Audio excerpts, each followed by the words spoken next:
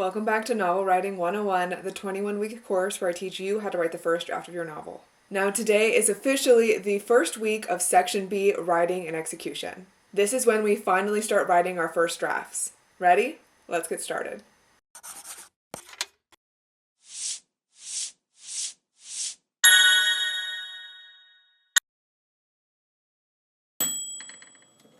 Now for the rest of the course, there will be no worksheets for you to complete. These next 16 weeks of writing and execution are solely for you to write your first draft. Now along the way, I'll be providing my own advice and some tips and tricks to help you stay accountable and stay on track. Today, I'll be giving you 2 pieces of advice to kick off our 16-week writing session. The first is first pages and how to tackle them. Now, whether you've created an outline, picked a plot structure to utilize, or just winging it, your first pages are really critical for how you start your story.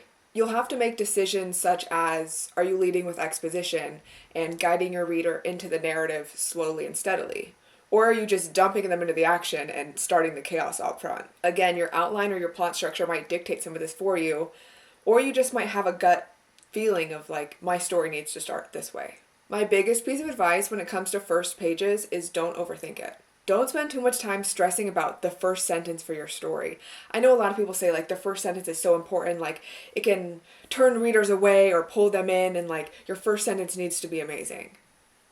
That may be true, but the first sentence of your first draft can be very different from the first sentence of your final manuscript. So I don't want you to get too caught up on making that first sentence or these first few pages the best things you've ever written. Your first draft is really to tell the story to yourself and get something down. Then the edits that come after that are for refining and cultivating that great narrative that you can share with readers. So don't sit there and type and retype your first pages over and over again until you feel like it's perfect. That's not what your first draft is for. Which takes me to my next piece of advice: write now, edit later. Now, when I first started writing, this was my greatest pitfall. I would constantly write something and then the next day I would go back and start revising it.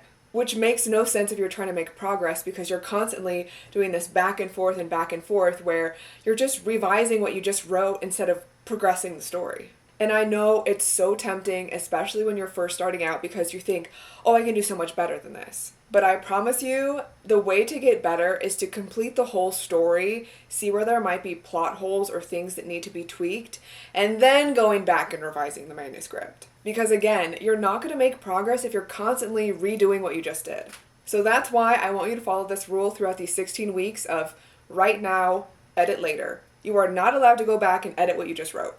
If you need to note a change that you need to make later, that's totally fine.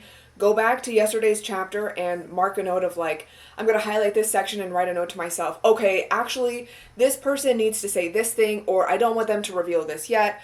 Whatever you need to do, leave yourself tons of notes. That's totally fine. But you do not go back and start rewriting what you just did.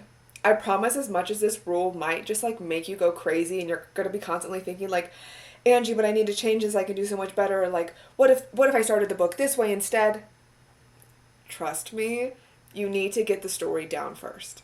Refining happens in edits. Just get the story down. This one simple rule changed so much in my writing because, again, I wasn't constantly going back and undoing all the progress I'd already made.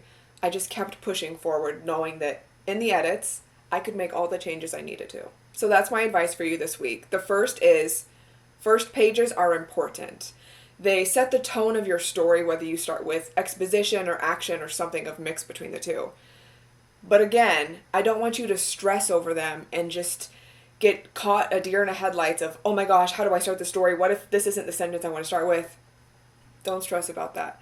Just know, okay, I'm starting with exposition, I'm starting with action, I'm starting with this scene in mind, I'm starting introducing the main character, whatever it may be, just start, write, and then figure it all out later. Rolling into our second tip, again, write now, edit later. Get the story down first, and then worry about revisions in the editing rounds. So there we have it. Don't stress too much about your first pages. Know that they're important. Know that you can make changes later. And always progress through the writing process and don't look back and start rewriting things. Now, your only homework for this week is to start writing and hit whatever goals you set for yourself in your personal contract.